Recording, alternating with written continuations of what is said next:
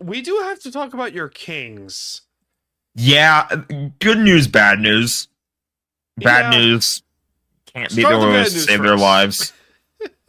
Can't beat the Oilers to save their I don't know lives. how. I don't know how you managed to do that, but but At some point, there are no excuses, and it just becomes a matchup thing, like one of those WTF matchups where it's like, okay, well, you just can't beat them. It's like I hate to say this, and you're gonna play a soundboard, but it's like how the Rams under the Jeff Fisher years would always beat the Seahawks. no, I'm not gonna play that song. Yeah, like no Wait, matter no, what? like Wait, it's like no matter what? what, it's the idea of Oh, no okay, matter right. what the circumstances are, the Rams would always find a way to win. It's kind of like that. Like it doesn't really matter like how good The 2015 year. Yeah, the you're right. 2015 that type of era. It's like okay, they would just win games no matter what, and it's like maybe that's the case here. I don't think it is though. But Hard to now say. we get to the good news. Yeah, sure. We do get to the good news here with the Kings because do you have a sound for this one, Jack? I'm looking for it. But Freedom. it You can see my cut pit hair. out there. It cut out there. It cut out. Yeah, it cut out. I don't know, you have Right cables again. or some shit. Hold on, I got it.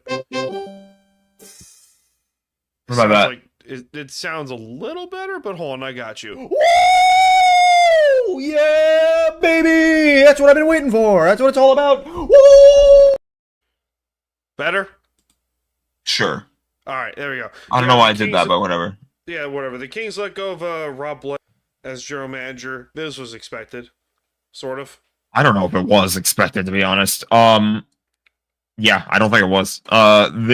Rob, listen, up and down tenure, but a lot of down. You had 8 years. You had 4 consecutive playoff series, never mind against the same opponent, and you couldn't win. At some point, this is making change for the sake of you have not won a series in 10 years now. Yep. Like Dean Lombardi had 2 Stanley Cups for the Kings, and he had a shorter leash. Yeah. Like people were saying, like, oh, you don't want to blow it all up. You don't want to fire the G. You don't have to fire. You don't have to blow it all up when you fire a GM. You just have to let go of the GM. You have to have one that knows more about building a roster that can win long term. And I don't know if necessarily like replacing him is going to be easy. And I know that there's going to be a lot of thoughts on who does come in. I would prefer if it is someone that is outside the org. But, at the end of the day, you haven't won a series in 10 years. You haven't won a series since you won the Stanley Cup in 2014. You got to do something. Amazing. You cannot let this continue. Like, you have to make change for the sake of making... Like, it's not just making change for the sake of making change. It is making change for the sake of you haven't won in a long time. And at some point, I think the Canes just scored. Who scored? It was tipped in. It was a shot from the blue line. I'm not entirely sure who scored. Was it our friend? Does Svechnikov wear 74? He wears 37.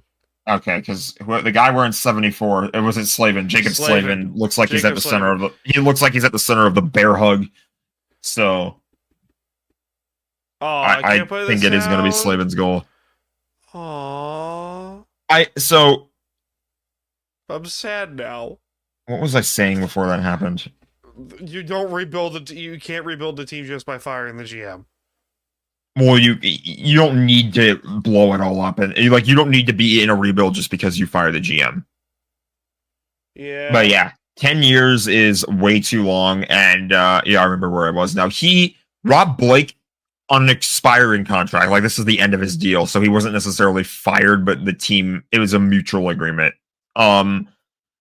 And when he openly said that, like going into this past season, he said that the goal this year was to win a series and get out of the first round.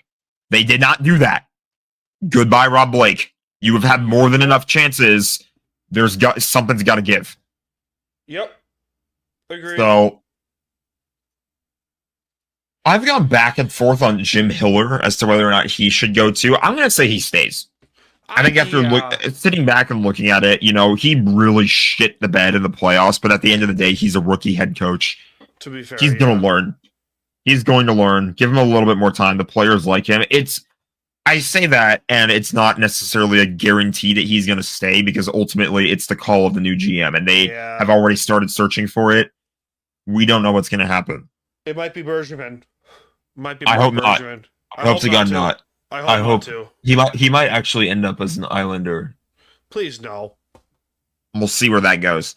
My first choice for the job would be Michael Fuda. He was the assistant GM until 2020. He was helping out as the development and the scouting, and he was a big reason why they won their 2 Stanley Cups. And I don't know how credible the source is, but apparently he said on the radio that it would be a dream job for him to come back, and he would love to come and do that and be the GM for the Kings.